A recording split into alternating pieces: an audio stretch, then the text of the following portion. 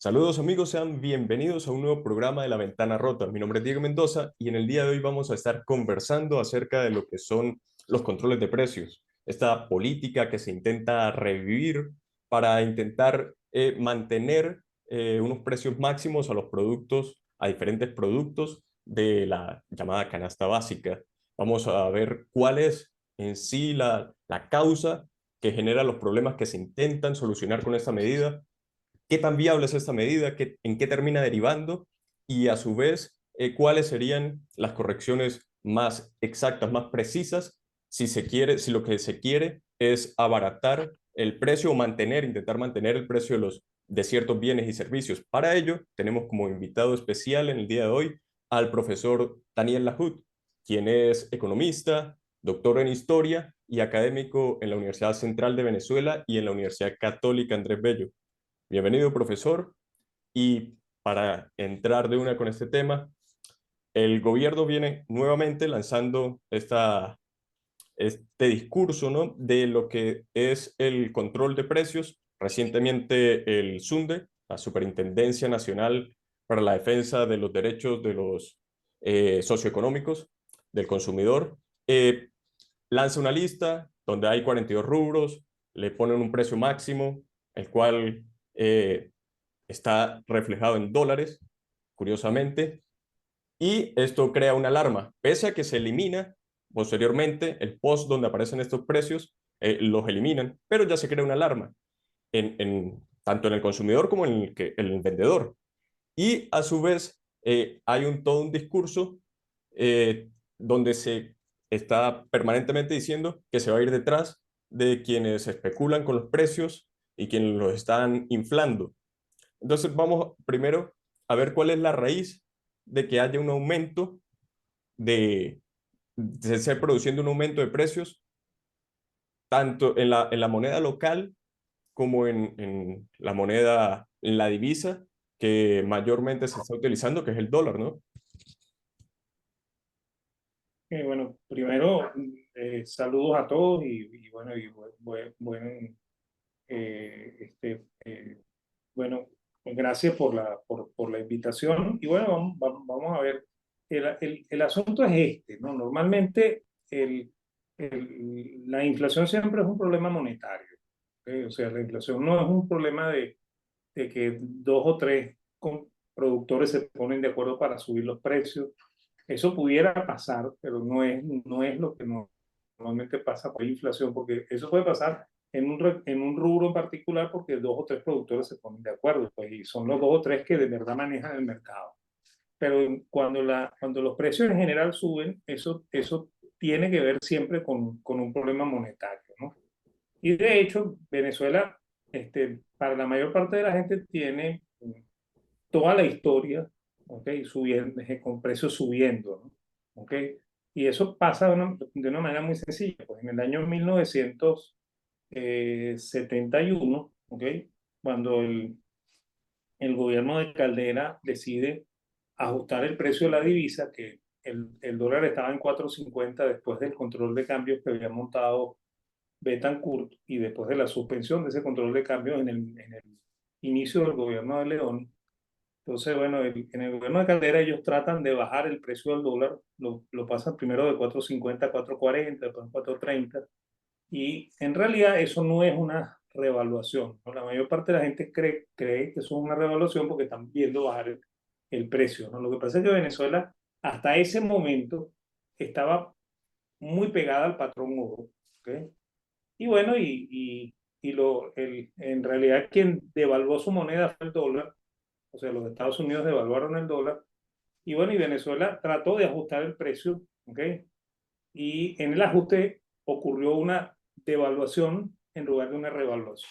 ¿Okay? Explico un poco el asunto, ¿no? O sea, el precio del bolívar eran 107 bolívares por onza de oro, el precio del dólar eran 35 dólares por onza de oro, y el gobierno de los Estados Unidos deciden que ellos ya no van a soportar ese 35, el dólar pasa a 38 y después a 40 al año siguiente, 71, 72, y en Venezuela deciden ajustar el precio de la divisa bajándolo a 4.40, después a 4.30.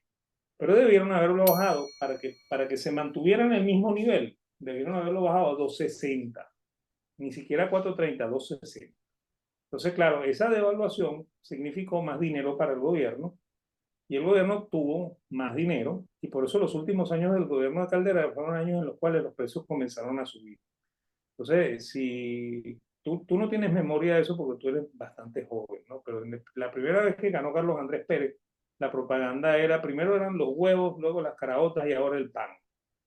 ¿Es esto, es esto lo que tú quieres que continúe? Y entonces él prometía que él iba a controlar los precios y que se iba a acabar la inflación, pero lo que hizo Carlos Andrés Pérez fue peor, ¿no? Carlos Andrés Pérez Sí, nacionalizó el Banco Central y comenzó a hacer política monetaria en bruto y entonces comenzó a lanzar dinero a la calle y eso es lo que causa el aumento de precios, ¿no? Entonces en el gobierno de Pérez también hubo inflación, ¿okay? Esa inflación también en el último año Pérez trató de ajustarla, pero no pudo, ¿okay? Llegó Luis Herrera y Luis Herrera hizo lo mismo también que Carlos Andrés Pérez, volvió a tirar dinero a la calle hasta que no se pudo soportar más y ocurrió la devaluación del año 83. ¿Okay?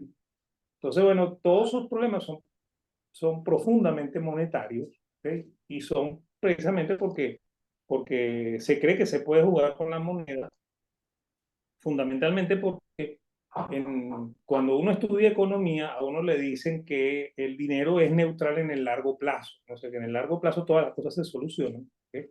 Y bueno, y creo que Venezuela es la prueba de que en el largo plazo las cosas no se solucionan, sí, ¿no? Porque de hecho lo que se ha hecho es acumularse un problema que terminó en hiperinflación, ¿no? ¿Okay? sí, Y bueno, y cuando suben los precios, siempre es muy fácil echarle la culpa a los comerciantes, ¿okay?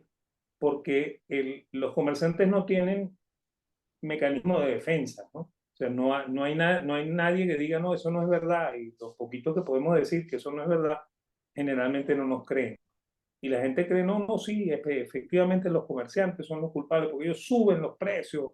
No es así, o sea, es tan sencillo como que hay mucho dinero en la calle y hay pocos productos, ¿no? Entonces el mucho dinero corre tras los pocos productos y los pocos productos suben de precio. Y entonces lo que ocurre en realidad es que el bolívar pierde valor, ¿okay? Y eso es lo que es la inflación, ¿okay? Y bueno, y eso llega hasta colmos y extremos, por ejemplo, como el que vimos nosotros en el 2019 hasta el 2020, en el cual vivimos un escenario de hiperinflación y un escenario de desmonetización, ¿no? O sea, los venezolanos desecharon el bolívar, ¿okay? Y de hecho yo bromeo mucho con los alumnos en clase de eso. Les digo a ellos que si ustedes van a los Estados Unidos y caminan en la calle, jamás se van a conseguir con un billete de $1 botado en el piso. Porque si el billete del dólar está botado en el piso, alguien lo va a recoger porque ese billete tiene demanda. Pero en exacto. Venezuela ustedes consiguen billetes en la calle, ¿okay? Que nadie recoge porque esos billetes no tienen demanda. O sea, son papelitos. ¿Okay? Entonces, ese es el drama venezolano. Y bueno, y hay quien cree, ¿okay? De hecho, esa fue la consigna al inicio del año 2021 de que esto se arregló, ¿no? ¿Okay? Sí, Que esto ya estaba resuelto. ¿Okay? Y bueno, las pocas medidas que tomaron estaban bien encaminadas, pero tuvieron que haber tenido mucha más sustancia, ¿no? Por ejemplo, el bajar los aranceles, ¿okay? Que fue sí, lo que hicieron para tratar de, de hacer que hubiese más oferta en los mercados, era una medida sensata, ¿no? Y es más, yo la defiendo mucho. Yo creo que Venezuela tiene que bajar los aranceles. Una de las razones por las cuales los precios siempre han sido altos en Venezuela es porque hay muchos aranceles muy altos. Y el arancel muy alto además incentiva el contrabando. ¿Okay? sí, Ustedes que son gente de frontera lo saben muy bien. sí, O por sea, supuesto. Sí, que cuando las cosas se ponen caras en el territorio venezolano, uno pasa el puente y consigue las cosas más baratas en Cúcuta, ¿okay? O en Pamplona y después regresa, ¿okay? Y se siente un poco más aliviado porque consiguió cosas mucho más baratas del otro lado, ¿no? Y lo mismo le pasa a los cucuteños y a los pamplonenses que cuando su moneda se pone demasiado sobrevaluada, ellos vienen para este lado, ¿okay? Y exactamente. compran cosas en Venezuela porque les salen más baratas. Sí, es. Y eso al final es contrabando, ¿no? Porque uno pasa la alcabala y el, el, el guardia nacional mira para el techo o pide algo para que deje pasar la mercancía, porque es que eso no debería pasar de acuerdo a las leyes arancelarias venezolanas, ¿no? Ahora, si eso pudiera pasar libremente, ¿ok? Bueno, la vida sería mucho más tranquila de un lado y del otro, ¿ok? Sí, Cuando hay problemas de un lado, bueno, te vas para el otro lado y compras y así, ¿ok? Que sería lo ideal, ¿no? ¿Ok? sí, por supuesto. Entonces, bueno, la primera medida fue esa, ¿no? Bajar los aranceles, ¿ok? La otra medida fue permitir que la gente pagara en dólares, ¿ok? Eso alivió terriblemente, ¿ok? Porque la gente este, sintió un poquito más de estabilidad monetaria, que es lo que se siente cuando tú tienes una moneda fuerte como esa, pero nunca suspendieron el bolívar, ¿no? Lo que debieron haber hecho era suspender el bolívar, porque el, el, el, la, la existencia de esa moneda, ¿okay? Le permite al gobierno seguir emitiendo dinero. Sí, Y ese seguir emitiendo dinero lo que hace es inflar los precios, ¿no? Entonces, al final, como el dólar siempre se retrasa, ¿okay? Entonces el comerciante no le queda más remedio que subir los precios en dólares, ¿okay? Ahí sí, sí ocurre un fenómeno de especulación, ¿okay? O sea, el comerciante sí, dice, mira, $2 no me alcanzan, ¿okay? Yo creo que yo le voy a poner a esta mercancía $5, ¿okay? Y entonces ahí tienes un aumento de 150%, y entonces todo el mundo se escandaliza, ¿okay? claro. Y eso ocurre porque existen dos monedas. O sea, no es sensato que existan dos monedas, es sensato que exista una sola moneda, ¿no? Y, Y por lo bueno, general, por lo general, sí, por lo general el vendedor, el empresario, lo que busca es adelantarse a una determinada situación. Si el claro, porque comerciante o el empresario lleva tiempo viendo que el gobierno en su política monetaria lo que ha hecho es precisamente incurrir en inflación, pues supone ya que a futuro va a seguir haciéndolo. Y para sí, intentar eh, reponer su mercancía, no le queda otra que ir adelantándose a ese proceso de aumento de precios. sí, Diego, lo que pasa es que el pensamiento no es tan sofisticado. El comerciante no piensa en que es la política monetaria. Él anticipa que eso va a pasar, ¿ok? Sí, Lo anticipa porque es lo que ha venido ocurriendo siempre. Porque él se da cuenta, siempre pasa esto, ¿no? Los tipos al final tiran una devaluación muy fuerte y eso reajusta todos los precios, ¿ok? Y sí, entonces yo, antes de que ellos tiren la devaluación bien fuerte, me ajusto yo, ¿ok? exactamente. Para protegerme de esa super devaluación que van a hacer dentro de un rato. Entonces, si tú le informas a los comerciantes, mire, de aquí en adelante se acabó el jueguito con el bolívar, vamos a trabajar todos en dólares, entonces eso baja las expectativas, ¿ok? Cuando bajan las expectativas, inmediatamente los precios lo sienten, ¿no? Y Sí, todos los consumidores y los comerciantes lo sienten, ¿no? Y si efectivamente se va respetando la regla, el comerciante empieza a confiar en que ya no van a jugar de verdad con la moneda. El problema es ese, ¿no? El problema es que el problema es la existencia de bolívar simultáneo con dólar, pues. O sí, sea, tú no puedes tener las dos cosas al mismo tiempo. claro, a ver, y el Bolívar perdió credibilidad. La gente ya no cree en el Bolívar como medio para ahorrar, ni tampoco como medio para establecer todo lo que son la contabilidad, ¿no? Entonces lo utiliza únicamente como medio de intercambio porque, bueno, es la moneda de uso forzoso. Y Y bueno, los economistas lo decimos de una manera muy pomposa, ¿no? Decimos que la moneda tiene que tener tres cosas, ¿no? Tiene que ser medio de cambio, tiene que ser reserva de valor y tiene que ser unidad de cuenta, ¿ok? Entonces, bueno, medio de cambio es el bolívar, ¿no? Porque tú lo usas para comprar, pues las personas que les pagan en bolívares usan el bolívar para comprar, ¿ok? Pero el bolívar no es unidad de reserva, o sea, nadie ahorra en bolívar, ¿ok? La gente que ahorra trata de guardarlos en dólares, ¿ok? De dolarizarse y tener una reservita en dólares porque sienten que eso pierde valor con menor velocidad que lo otro. Y tienen razón, ¿no? ¿Ok? Sí, Y la otra es la unidad de cuenta, ¿no?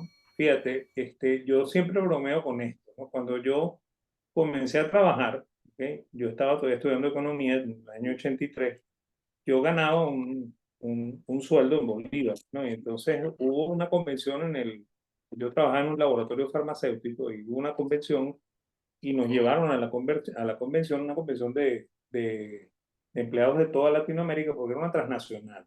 Entonces, eh, los que vinieron, peruanos, chilenos, argentinos, me preguntaban cuánto ganaba yo en dólares. ¿Ok? Y yo no tenía idea de cuánto ganaba yo en dólares porque para mí el dólar no era unidad de cuenta. ¿Ok? Para mí el bolívar era la unidad de cuenta. Entonces, yo tuve que pensarlo un rato y sacar la calculadora, no, yo gano tanto. Ah, ok. Entonces, ellos lo sabían de inmediato. ¿Por qué lo sabían de inmediato? Bueno, porque sus monedas no son unidad de cuenta. claro. ¿Ok? Su unidad de cuenta es el dólar. ¿Ok? Entonces, eso nos pasó a nosotros en este proceso de largo aprendizaje del 83 hasta el año 2022 y pues, empezando 2023 ya Sí, tenemos 30 años de experiencia en que el bolívar no es unidad de cuenta. Entonces ya la gente piensa en dólares, ¿no? Tú le preguntas a una persona por la calle, ¿cuánto gana usted? Bueno, yo gano como unos 200, $300, ¿ok? Te lo sí, dicen. ¿Por qué? Porque ya piensan en dólares. Entonces es exactamente. unidad de cuenta. ¿Ok? El bolívar ya no lo es. ¿Ok? Ya la gente no piensa en eso como unidad de cuenta. Exactamente. Profesor, y respecto a la medida del establecimiento de precios máximos, de ponerle un techo, un tope a los precios, ¿por qué se convierte en una medida, bien sea que la establezcan aquí, bien sea que la establezcan en cualquier parte del mundo, en la Argentina, en misma España, en donde sea, termina siendo inviable? Porque siempre conlleva a crear unas distorsiones en el mercado y unas consecuencias negativas que son traer un panorama mucho peor al que se intenta remediar. Claro, no, lo que pasa es una cosa, que los precios siempre tienen que estar libres, ¿no? Cuando los precios están libres, los precios fluctúan, ¿no? Unos suben y otros bajan, ¿no? ¿Qué es lo que pasa cuando, por ejemplo, cuando hay cosecha de tomate, el precio del tomate cae, ¿ok? Y cuando el tomate está en los periodos previos a la cosecha, el precio sube, ¿ok? Entonces, claro, eso es lo normal, es lo que pasa en los mercados libres, ¿no? Que los precios suben y bajan, y entonces así no hay una tendencia creciente como la que vemos nosotros aquí en Venezuela desde el año 70 y tanto, que no paran los precios. ¿Ok? Este, y cuando fijan un techo, ¿ok? Entonces lo que ocurre es lo siguiente, ¿no? Ese techo se vence, ¿ok? Porque tú tienes a un gobierno emitiendo más moneda y más moneda y más moneda. Entonces, eso que antes eran $2 pasa a ser $1. ¿Ok? Y el comerciante dice, no, ya los costos no me dan. ¿Ok? Entonces, yo no puedo vender esto a ese precio. Entonces, yo digo, mira, no hay la mercancía. Y si viene alguien a preguntar, entonces yo le digo, bueno, mire, si la hay allá afuera, en ese negocio que está allá afuera lo venden. ¿Ok? Y resulta que en el negocio que está allá afuera lo venden en $4. ¿Ok?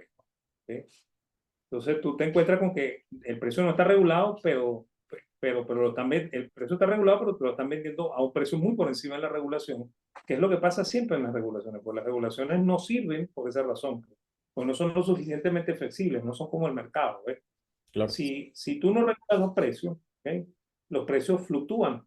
¿Ok? Un ratito están arriba, un ratito están abajo. ¿Ok? Y las personas deciden, pues, o sea, pone tú, si yo iba a hacer una salsa y quería comprar tomate, bueno, cambio de idea. Digo, no, no, ya no voy a hacer la salsa con tomate, la hago con otra cosa porque el tomate está muy caro. Y yo mismo soy el que estoy regulando los precios, estoy tratando de que el precio del tomate baje, porque el productor va a decir, oye, no se me están vendiendo los tomates, déjame bajar los precios. ¿Ok? exactamente. Entonces, esa es la medida que de verdad funciona, pues la libertad absoluta de precio. Sí, ¿Ok? de La hecho, gente le tiene mucho miedo a esto, ¿ok? Porque sí, se ha vendido la idea de que el gobierno protege con esa regulación de precios. Eso es falso. ¿Ok? Porque en realidad quien sale protegido con la regulación de precios es el comerciante. Bueno, el comerciante no, el productor sale mucho más protegido con la regulación de precios que lo que sale el consumidor, ¿no? sí, Y de hecho, muchos productores, no todos, ¿ok? Los comerciantes son los que menos les gustan las protecciones, pero a los productores les gusta, ¿ok? Porque permiten la existencia incluso de mercados negros donde se puede vender muy por encima de la regulación. Entonces, por eso es que la regulación de precios no funciona en ningún lado, ¿no? De hecho, fíjate, el caso histórico más notorio es en el Imperio Romano. Diocleciano, en el año 305, impuso un control de precios, ¿ok? Y la coletilla del control de precios es aquel que no cumple con el control de precios, le cortamos la cabeza, ¿ok? Y nadie cumplió el control de precios, y a nadie le cortaron la cabeza, Claro. ¿ok? Sí, no, Sencillamente no funciona, pues. claro, por supuesto.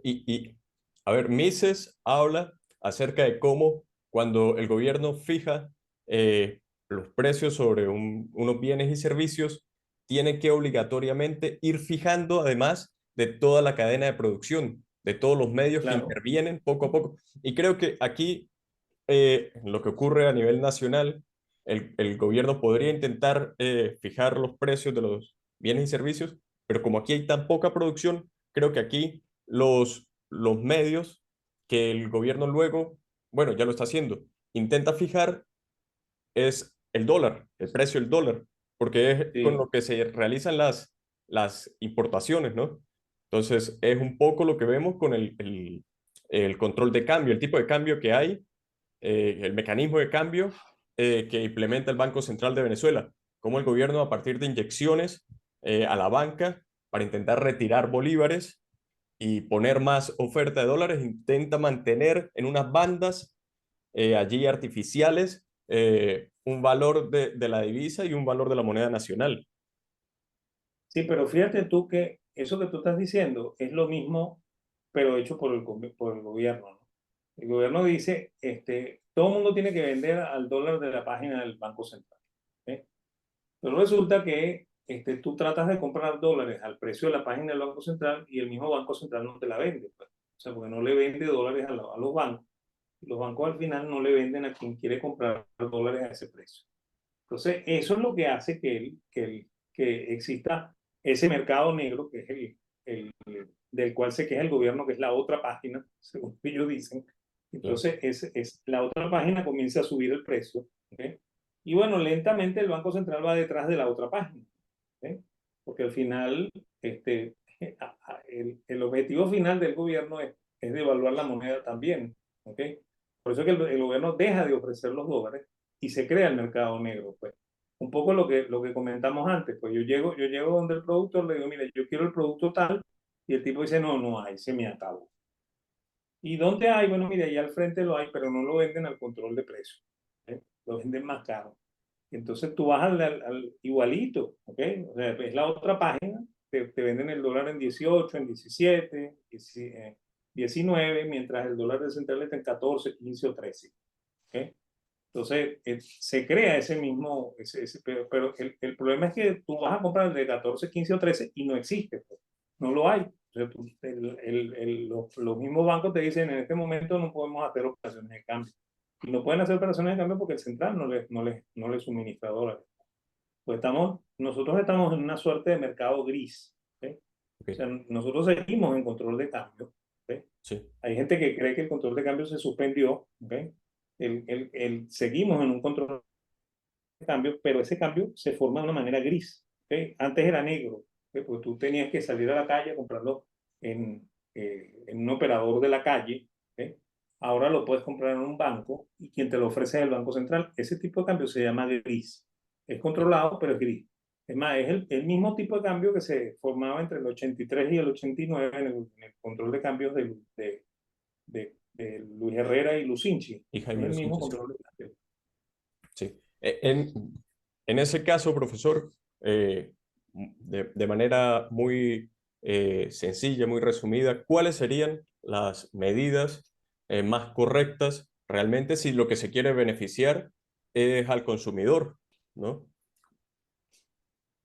Ok, bueno, fíjate, eso no es una sola medida, ¿no? O sea, hay que hacer todo un paquete de medidas, ¿no? Lo primero que se tendría que hacer sería este, eh, reducir los aranceles, ¿no? Que fue lo que originalmente, por donde originalmente comenzó el gobierno. Tienes que reducir los aranceles y llevarlos casi a cero, ¿ok? Para que no haya presión por ese lado en los precios, ¿ok? La otra cosa que tienes que hacer, y es radical, es reducir el gasto público, ¿ok? Y para reducir el gasto público tú tienes que reducir los impuestos, ¿ok? Es más, yo hoy, en la tarde, cuando venía hacia la casa, oí en la noticia a un alcalde que está diciendo que quiere que le repartan parte del 16% que cobran de IVA, ¿no? O Sí, sea, que quieren que el 10% se lo lleve el gobierno central, y que el otro 6% se lo dividan entre 4% para las gobernaciones y 2% para las alcaldías, ¿no? sí, Eso, po- po- fíjate, normalmente los IVA, ¿ok? Son de 4 o 5%, no son de 16%. ¿Ok? Y estamos hablando de países en los cuales la estructura impositiva es mucho más fuerte que la venezolana. ¿Ok? O sea, entre 5 y 4%, máximo 6%. Y normalmente el IVA va directo a las gobernaciones, nunca va al gobierno central. ¿Ok? Eso es lo que normalmente pasa en los países desarrollados. En Venezuela es excesivamente alto, ¿no? O sea, lo que debería proponer este gobernador es, bueno, vamos a sincerarnos, ¿no? Vamos a bajar eso al 5, claro. ¿ok? Y de ese 5, bueno, denme 2 a mí, ¿no? Y 2 a la alcaldía y uno que se lo quede el gobierno, pues. Eso sería mucho más sensato. Porque hay que bajar los impuestos, ¿ok? Para que la gente tenga mucha más capacidad de ahorro, ¿ok? Claro. O de consumo, ¿ok? La gente que quiere consumir, que consuman, ¿ok? Y la gente que quiere ahorrar, que ahorre, ¿ok? Porque si no, el país no va a crecer. O sea, una de las fuentes de crecimiento es el ahorro personal, ¿no? El ahorro particular es el que hace crecer a las economías y es el que enriquece a las personas. Entonces, eso hay que propiciarlo. Entonces, una de las cosas que hay que hacer es bajar los impuestos, ¿ok? Y bajar el gasto público, porque el gasto público es lo que hace que el gobierno no le quede más remedio que terminar imprimiendo billetes, ¿ok? O diciéndole al Banco Central, bueno, emíteme más de esos bolívares electrónicos, ¿ok? Porque necesitamos plata para pagar, ¿ok? Hay que bajar el gasto público de una manera violenta en Venezuela. Hay que privatizarlo todo, ¿ok? Privatizarlo todo. Y ojo que el gasto en las empresas, o sea, los déficits de las empresas que están estatizadas, no están dentro del presupuesto nacional, ¿ok? O sea que si eso lo bajan, ¿ok? Eso no significa que redujeron el gasto público. Eso significa que probablemente van a estar mejor administradas esas empresas, probablemente esas empresas van a producir, ¿ok? Que es una cosa que sería lo ideal, ¿ok? Pero eso no significa menos gasto público. O sea, yo estoy Sí. hablando de reducir además el gasto público. Nuestro gobierno es excesivamente grande, ¿ok? Excesivamente grande. Y hay que reducirlo, pues, ¿ok? Y obviamente eso significa sacrificio, ¿no? Sacrificio por el lado del gobierno. Y eso es lo que probablemente trunque esto, ¿no? Cuando tú le dices a un gobierno, tú tienes que reducir el gasto, bueno, y entonces, ¿qué voy a hacer yo? Bueno, no vas a poder hacer mucho, pues. Lo que tienes que hacer es saberte administrar con el poco dinero que tienes, ¿ok? Y, y bueno, la otra cosa que hay que hacer, liberar los precios, ¿ok? O sea, dejarnos de tonterías, liberar los precios, ¿ok? Permitir que los servicios públicos se vayan ajustando lentamente, ¿ok? De manera tal de que nosotros tengamos una telefonía decente, que nosotros tengamos un servicio de electricidad decente, privado y decente, ¿ok? Bien. Fíjate, probablemente ustedes en San Cristóbal no lo sufrieron tanto, ¿ok? Pero en Caracas era muy eficiente tener la electricidad en manos del sector privado. De hecho, ahí ocurría una cosa que no ocurre hoy nunca, ¿ok? O sea, tú te comprabas el periódico y en el periódico te decía qué días iban a cortar la luz en determinado lugar porque iban a hacer una reparación. El lunes no va a haber luz en tales parroquias, ¿ok? Entre las 10 de la mañana y las 2 de la tarde porque vamos a hacer servicio de mantenimiento. Entonces tú sabías, tú te podías anticipar, tú decías, mira, no voy a tener luz de esas 5 o 6 horas, del día lunes o el día martes o el día miércoles. Pero no era una cosa así de que tú estás trabajando y de repente la luz se va y vuelve, y la luz se va y vuelve, y la luz se va y vuelve, y después te quedas sin luz por 3 días. ¿Okay? Y claro, nadie te informa por qué carrizo se te fue la luz. ¿Okay? exacto, Entonces, por qué hacía eso esta gente? Porque era una empresa del sector privado y por supuesto la empresa del sector privado al final, aunque fuese un monopolio, como en el caso, ¿okay? sí, Siente cierto respeto por el consumidor. ¿No? El gobierno no siente respeto por el consumidor. ¿Okay? Entonces, nosotros tenemos que acostumbrarnos a que las empresas tienen que ser privadas. ¿Okay? Tenemos que acostumbrarnos también que las empresas tienen que ganar plata. ¿Okay? claro, Que si la empresa gana plata, puede pagar buenos sueldos. Y si la empresa paga buenos sueldos, la gente puede vivir bien también. ¿Okay? Entonces eso hay que claro, acostumbrarse, ¿no? Y hay que bajar los impuestos, hay que bajar el gasto público, hay que procurar en la medida de lo posible que el gobierno no haga emisiones de dinero sin respaldo, ¿okay? Que es lo que causa de verdad la inflación. ¿Okay? Por eso es que exactamente, países, o sea, los países que antes tenían inflación muy fuerte, por ejemplo Perú, Bolivia, ya no la tienen. ¿Por qué? Porque sus gobiernos ya no hacen eso. Pues. Los exacto, gobiernos viven con los impuestos que recogen. ¿Okay? Y así es, ojo que yo no estoy muy de acuerdo con los niveles de impuestos del Perú y de Colombia, porque esos son impuestos demasiado altos para un país que está creciendo. Los países que estamos creciendo, que somos países pobres, que aspiramos a ser algún día país rico, tenemos que tener tasas de impuesto bajas. O sea, nuestro impuesto no puede ser más de 15% sobre la renta. ¿Okay? Nosotros tenemos sí, 35% para las personas. Eso es exagerado. sí, ¿Okay? O sea, ajá, 16% de IVA es exagerado. O sea, yo siempre le digo a los alumnos esto en clase, ¿no? Usted va para el supermercado y paga con un billete de 100 y usted lo que se lleva a su casa es 84 bolívares de emergencia. Usted deja ahí en la caja, deja 16 y no se lo está dejando al gobierno, no se lo está dejando al dueño del local, se lo está dejando al gobierno, ¿okay? Que es lo más grave. ¿Okay? así es, Entonces, eso, hay que bajar los impuestos. O sea, una de las cosas que hay que hacer irremediablemente es bajar los impuestos. Hay que bajar el nivel de endeudamiento público. Venezuela tiene un endeudamiento monstruoso. ¿Sí? Ningún país crece con endeudamiento.